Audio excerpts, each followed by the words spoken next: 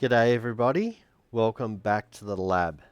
We have a Yamaha sound AV receiver here. It's a HTR-3065, otherwise known as an RX-V373, and it currently doesn't power up.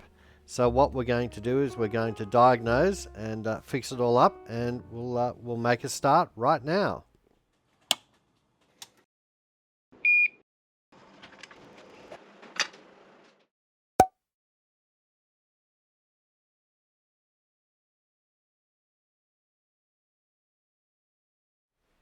First of all, we're going to put this Yamaha in diagnostics mode, and we can easily do that by holding the tone control and straight button at the same time and then hitting the power switch. And that takes us straight into diagnostics.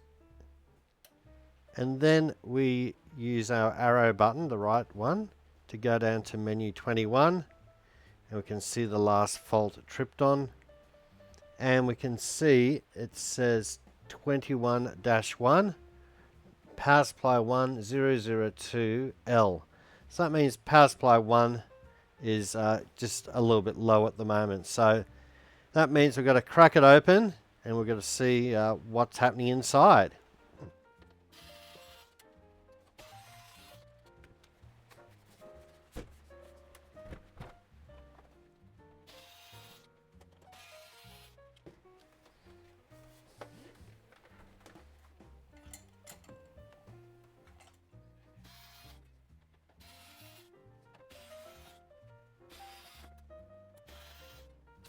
Okay, we'll take the lid off. These are usually really dirty on the inside. And as usual, it's all clagged up full of dust, which is pretty normal for all the Yamahas. We'll take a closer look. Look how dusty this is. Really dusty. So the next thing we've got to do is fire up the compressor and we'll blast all this out.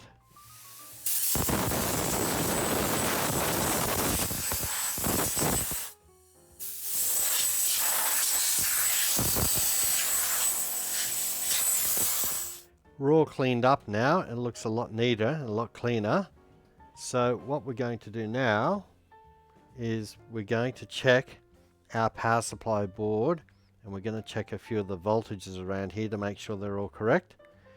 And then what we're going to do is we're going to replace all these capacitors here, because Yamaha have a bad habit of putting in really shitty capacitors. So we'll probably end up replacing all those. But let's check the voltages first. So we'll have a wander around right now. Okay, we're at the back right of our power supply board here, and we're going to check this line coming in, and this comes in from the standby power supply.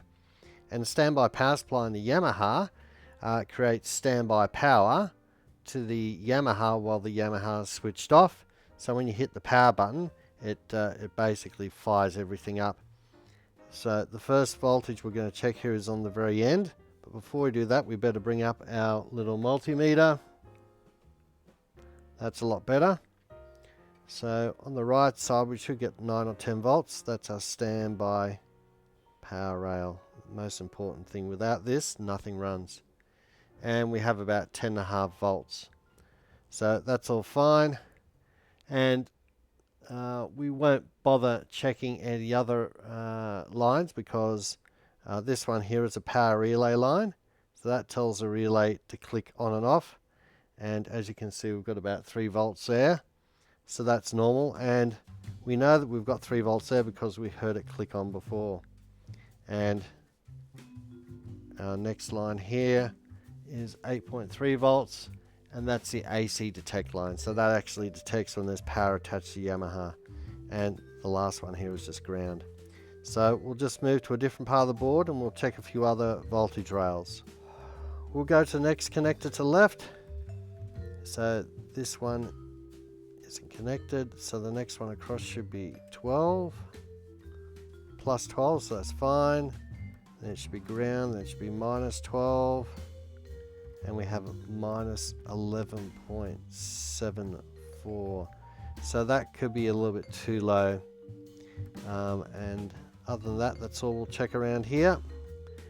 These are just all our AC voltages coming in off our transformer. I'm not going to bother testing those because we know we've got power in this on the actual power supply board itself, and I'm lazy, so we won't actually touch this connector. And our last connector here, I'm not even going to bother looking at this one either. So we're going to rip out this whole power supply board, and the only real problem was that minus 11.74, that was meant to be around 12 back here. So that could be one of these capacitors could be dried out, or there could be another fault on the board. But there's only one way to find out, and we're just going to rip this board out. So we'll get on with that now. To access that board, we're going to have to rip off the back panel here.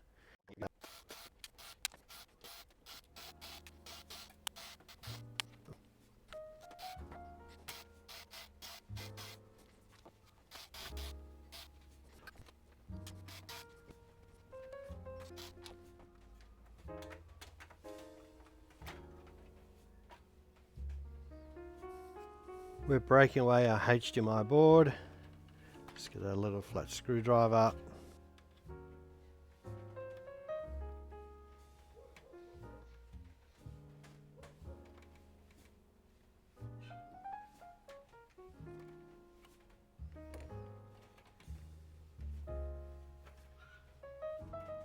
We disconnect the cables from our power supply.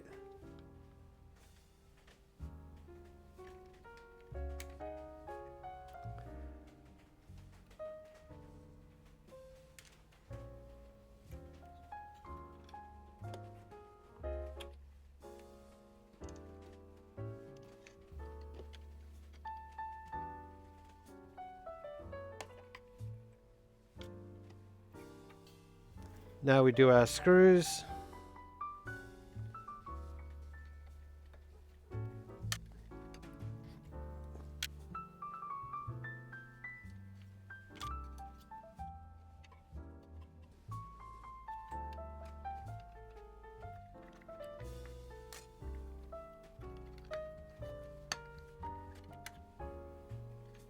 And our power supply board is out and free.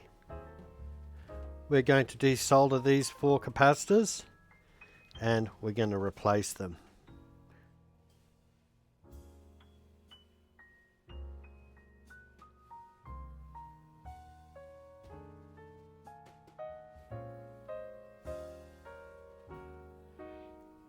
As you saw before, we just add a little bit of solder to the joints. It's just going to make it easier to remove everything. Make sure all joints are completely free of solder.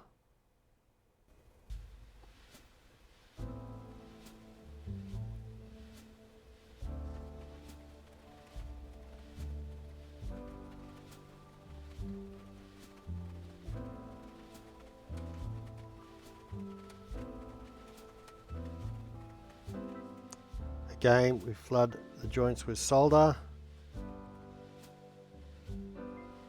Just makes it easier for the braid to pick up nice fat fillets.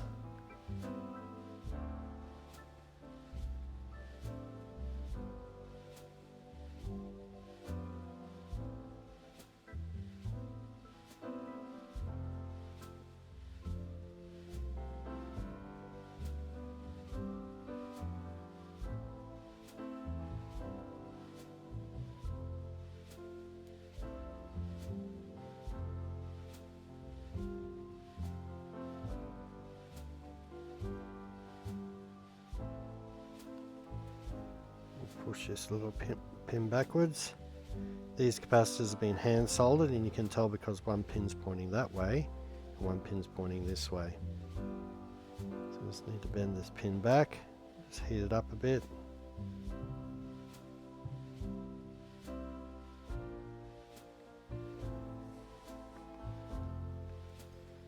Just take this one out. Just break this apart.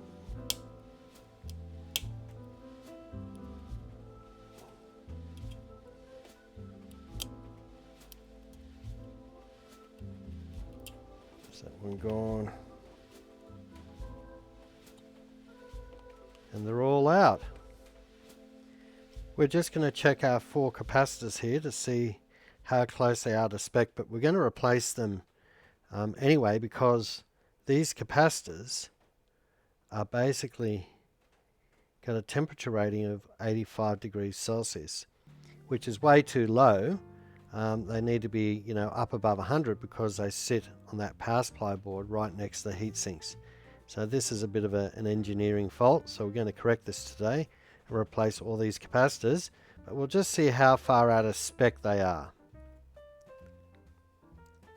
So this is 10,000 microfarad, so we'll just plug it in and we'll see what comes up. And it comes up with 9,200 microfarad. So it's it's a little bit low, this one. It's probably dried out a little bit. And we have 4,700 microfarad here.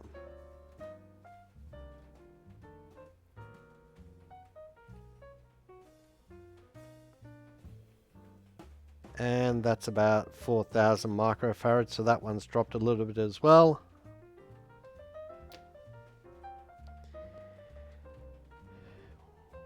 We have another 47 microfarad.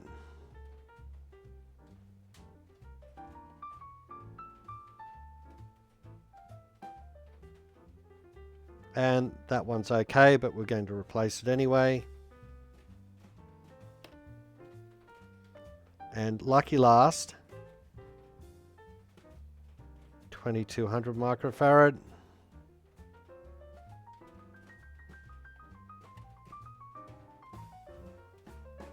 And that's kind of dropped a little bit as well.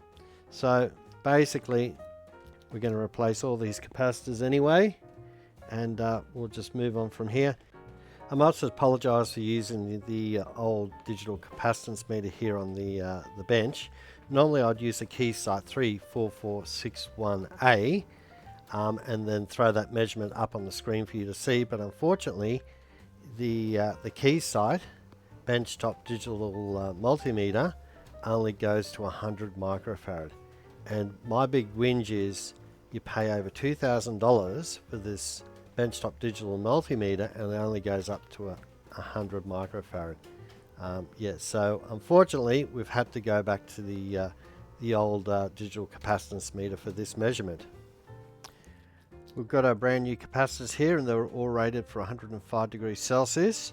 These are the capacitors that really should have gone in during manufacture because this board gets so hot. So we'll put in our first one, our 4700 microfarad, 16 volts. Just pop him in the board.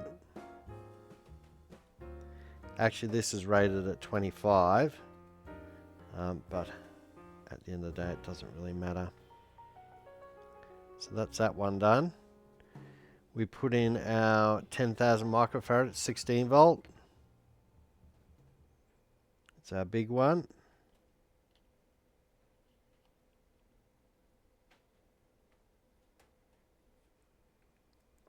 We next have our 2200 microfarad at 25 volts.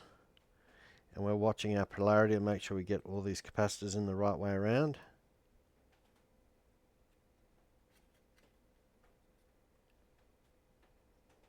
That's locked in. Bend the leads underneath. And lucky last, we're putting in our 4700 microfarad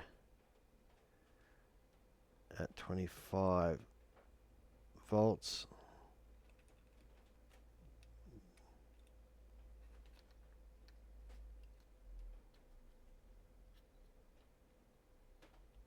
All done. So all we have to do is solder these new capacitors in place. We'll quickly solder these up. We won't muck around here.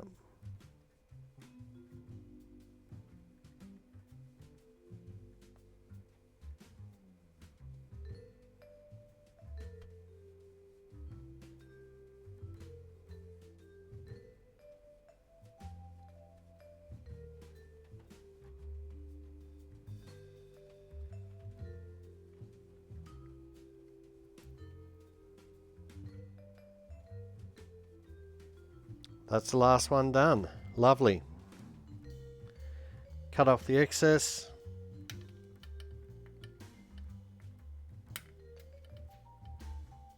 Bits of wire go flying everywhere as normal.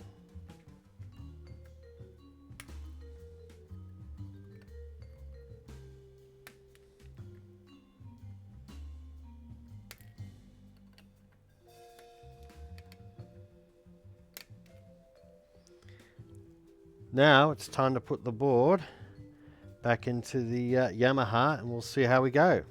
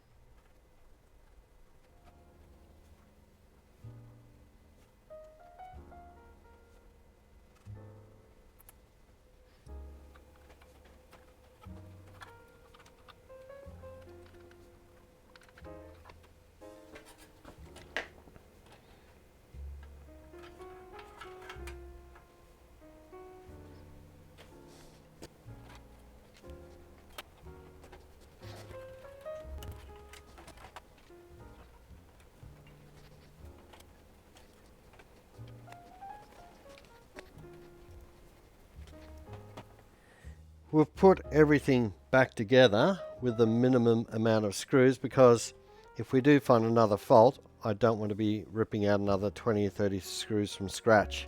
So what we'll do is we'll go into diagnostics mode and we'll see what the Yamaha Diagnostics think of our power supply circuits. As usual, we'll hold in our tone control and straight buttons at the same time and hit power.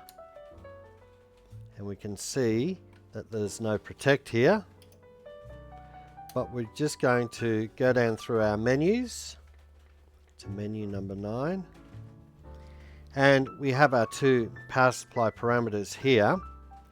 As long as the PS is between 101 and 155, everything is okay, and that's around 138 at the moment, so that's good. And on the DC side, as long as that is between 27 and 88, that's all fine as well. And you can see that that's 58. So it looks like the Yamaha is all happy with the power supply circuitry. So now all we have to do is reassemble everything and get it all back together.